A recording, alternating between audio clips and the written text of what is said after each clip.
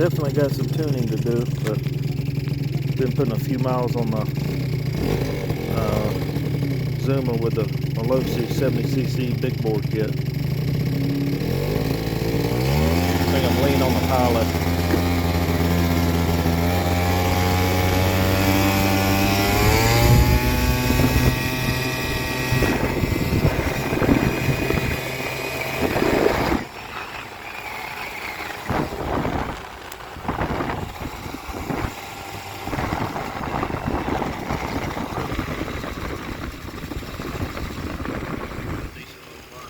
It bogs below 10 miles an hour, so I think it's just the pilot jet.